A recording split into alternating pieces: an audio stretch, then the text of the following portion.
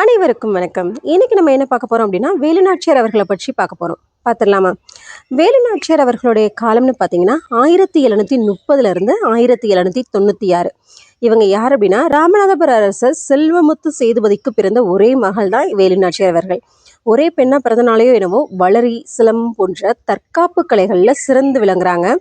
அதே மாதிரி அவங்களுக்கு தெரிஞ்ச மொழிகள்லாம் பார்த்தீங்கன்னா, ஆங்கிலம், பிரெஞ்சு, உருது போன்ற மொழிகளில் திறமையானவங்க. அதுவே ஏற்றத்திலையும் வில்வித்தையிலும் சிறந்து விளங்குறாங்க. இப்படி திறமையானவங்க என்ன பண்றாங்க அப்படின்னா, தன்னுடைய 16 வயசுல சிவகங்கை மன்னரான முத்துவடுகநாதரை திருமணம் செஞ்சுக்கிறாங்க. அவங்களுக்கு வெளுச்சி நாச்சியார் என்ற அழகான பெண் குழந்தையும் பிறக்கிறாங்க. 1772 காளையார் கோயிலில் ஒரு போர் நடக்குது. யாருக்கு அப்படின்னா, ஆற்காடு நவாபோட இணைஞ்சு லெப்டினன்ட் கர்னல் பான் ஜோர் அவர்களுடைய தலைமையில காளையார் கோயிலை தாக்குறாங்க. தாக்குதல்ல சிவகங்கை மன்னர் முத்துவடுகநாதர் கொல்லப்படுறாரு. முத்துவடுகநாதர் கொல்லப்படவுன வேலுநாச்சியார் தன்னுடைய மகளோடு தப்பி சென்று திண்டுக்கலைச் சேர்ந்த கோபால நாயக்கர்கிட்ட அடைக்கலம் கேட்குறாங்க.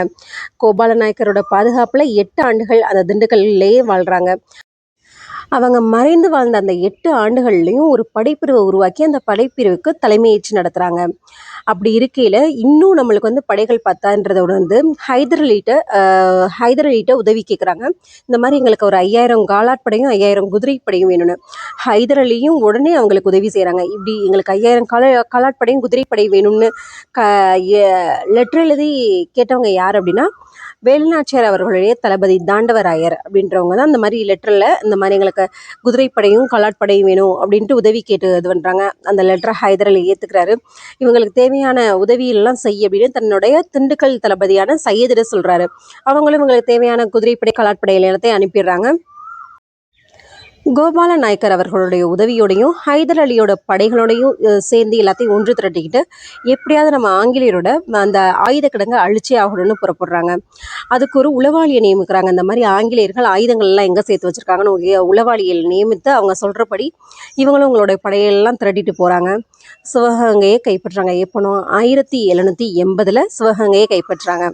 ஆங்கிலேயரோட இந்த ஆயுத கிடங்குகள் அழிச்சாங்களே, அதுக்கு முக்கியமானவங்க யாருன்னா குயிலி யாருன்னா வேலுநாச்சியாரோட நெருங்கிய தோழி. இவங்க தான் 1780 தன்னோட உடம்புல அப்படியே தீயை பற்ற வச்சுக்கிட்டு போய் ஆங்கிலேயர்களோட ஆயுத கிடங்குல அப்படியே போய் விழுந்துட்டாங்க.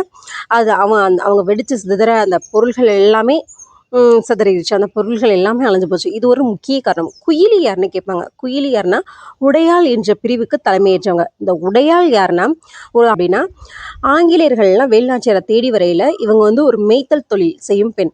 ஆடு மேய்ச்சிட்டு இருக்கையில் இந்த மாதிரி நீ வேலுநாச்சியாரை பார்த்தியா அப்படின்னா, அவங்க பார்த்துருப்பாங்க. ஆனாலும் ஆங்கிலேயர்கள்ட்ட நான் அப்படி பார்க்கல அப்படின்னு பொய் சொல்லிடுவாங்க. இது அவங்க பொய் தான் சொல்கிறாங்க அப்படின்னு ஆங்கிலேயர்கள் தெரிஞ்சுட்டு அவங்கள வந்து வெட்டி கொண்டுருவாங்க.